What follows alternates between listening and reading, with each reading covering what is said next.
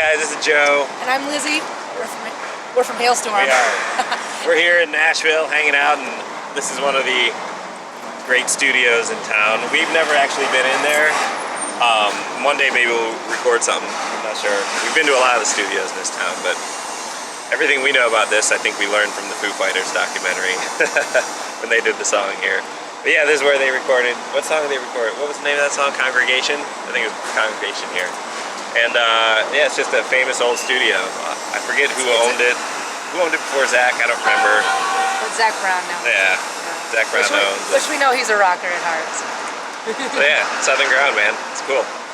And so, Ann Charlotte Anderson wants to know where the band name came from. Lzzy. Obviously, it's me. You know, we were going to call it Hot Storm, but it just, you know. That is not how the story goes.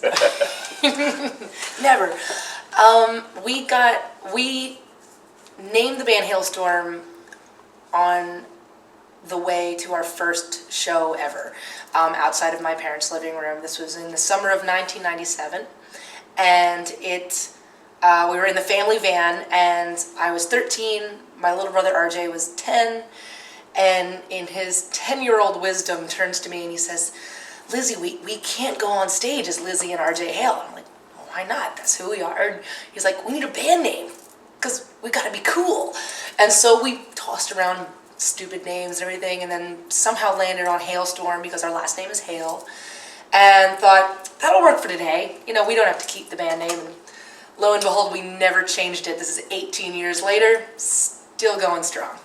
And here, this is from that show. This is from that, yeah. So our first show ever in 1997 was at the Schuylkill County Fair in Pennsylvania, USA, and we won third place. Second place went to the tap dancing cowgirl, and then first place went to a 8-year-old that could sing Little Orphan Annie's Tomorrow. They were much cuter than we were. We got up and played a 5-minute song with keyboards and drums, had a drum solo in the middle of it.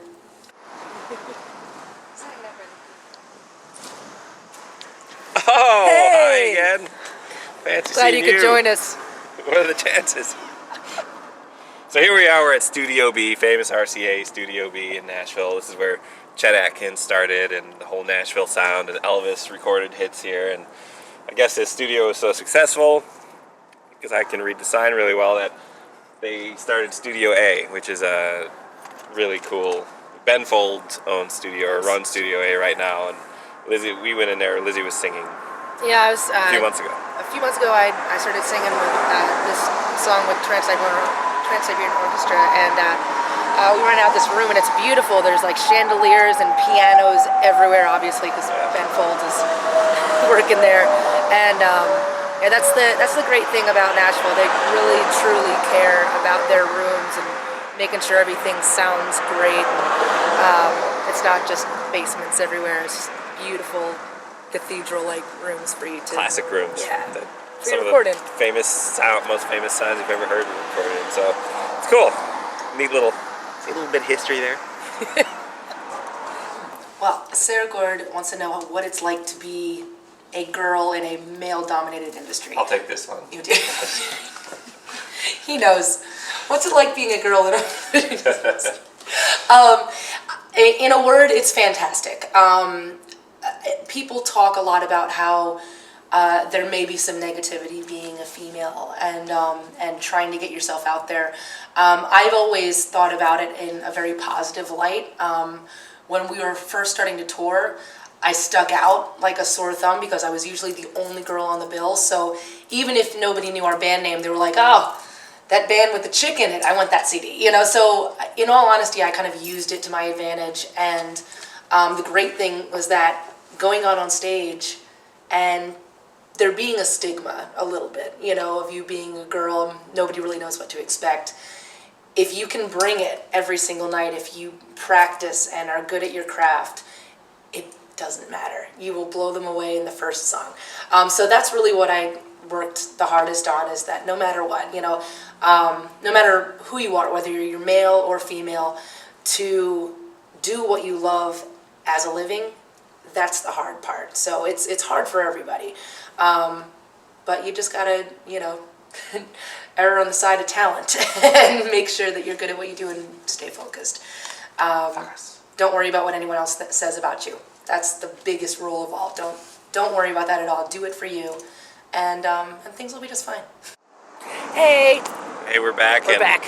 This time we're hanging out at Carter Vintage Guitars. This is just such a cool guitar shop. Just one of our favorite places to visit, and really every time that we're out about doing anything, getting groceries, something, we're like, let's stop by and just see what's going on. You never know what new stuff is going to come in, and man, I don't know. It's like they just have like the real deal stuff here. You can get the 50s Gibsons, the 30s Martins, amazing vintage Marshall amps. Yeah, Dumbles, train wrecks, the whole works, and they have a great pedal selection. So if you are a music nut, a guitar nut, an instrument nut like we are, you just know you're going to be a kid in the candy store here. Yeah, that's really what happens. It's trouble. All it is trouble. It's very tempting, and it's always very dangerous to go into these places because you could end up spending your rent money on something else.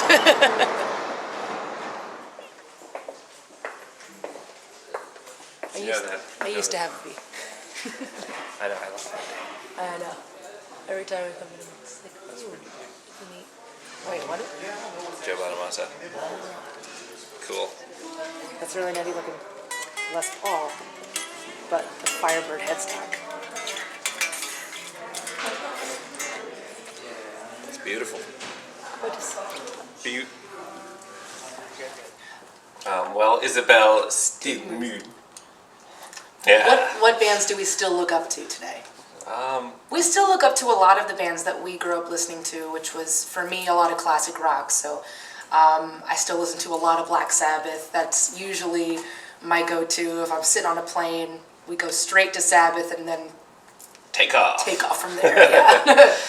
But I mean, think of like Tom Kiefer from Cinderella and Cinderella. He's someone we definitely look up to. He's such a cool dude. We've gotten to know him, and he was Tom Kiefer was one of those guys for me that got me into playing guitar, and he was one of really my favorite frontman from that entire time in music, and I don't know, he just had this thing that I connected with, and we got to know him, and I've gotten to perform with him, and what a great dude. And I think that's the biggest thing, is like when you meet your idols, if you are lucky enough to meet your idols, you hope that they're great people because you don't want it to ruin it for you. And he is a fantastic human being and one of the sweetest guys I've ever met.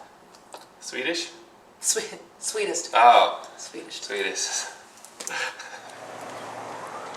Hi. Hey guys. On this wonderful tour of Nashville, when here you have to go to Third Man Records.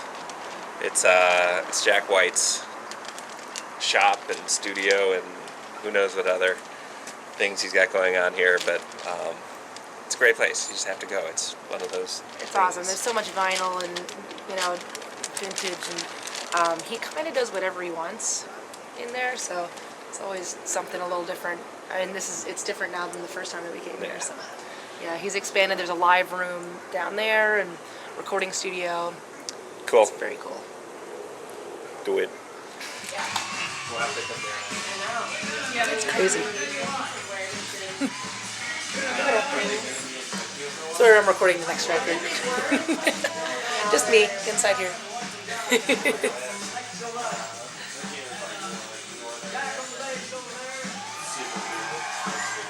Gabriella wants to know if we have any conflicts or if we fight at all. Or what we do about it when it's time. You know, we're we don't really fight. I think that we definitely have meetings a lot, as far as where we want to go next, and maybe we have differing opinions. It's like with any family. It's a discussion. We literally, we live this far apart on any bus or, so we've become very close. The four of us are our family, and really we don't have a whole lot of conflict between ourselves. If we disagree, then we just about headbutt each other until whoever's left standing at the end of the headbutt off wins the argument. And that's just how shit gets settled. Headbutts. You should try it, Gabriella. You'd love it. That is not how you solve problems. Headbutts. Yeah, headbutts can solve anything. Hey guys, we are in front of one of our absolute favorite record stores, Grimey's. Favorite record store of all time, Grimey's. You, if any of you freaks came out and saw us on Record Store Day, we played outside in the parking lot in the back. So yeah, these people are awesome here, and it's a killer record store. There's an awesome venue in the basement. Called The Basement. It's where Metallica made their Record Store Day thing.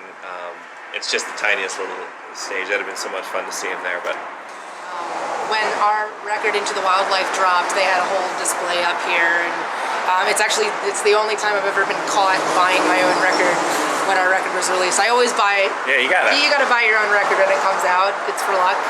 And to this day, every single record that's come out, nobody has ever recognized me. And then the owner came out. He's like, "Hey, Lzzy, you're buying your own record, huh?" And I'm like, "Oh." So it's good busted. stuff. We got our records here.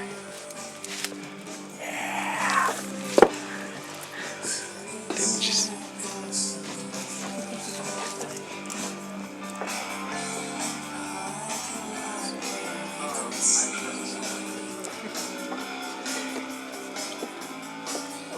There's more Neil Young, Joey. I know, I saw that live. You saw that one? Well, Jack Butler, our next goal as a band is really it's the one goal we've always had. I'd say just keep on rocking one foot in front of the other and keep playing shows and keep writing records. And we're starting to formulate in our brains right now what we're gonna do for the next record and start to get our heads in that space and it's gonna be a fun one. Yeah, we've been writing a lot lately and just trying to figure out what we're gonna do next for record wise. But yeah, tour. Coming to Sweden soon. We'll be there. And hopefully again in the summer, and then hopefully another time next year. That's what I hope. Yeah. You never know. I'm not in charge. I don't steer this ship. Yeah, maybe we'll be in your backyard. Maybe. That could always Maybe happen. we'll be in your bedroom. Maybe we're in your bedroom right now. We might be in your bedroom right now. Did you check under the bed? Hi, Jack. Hi. I think we creeped him out. All right. Bye, Jack.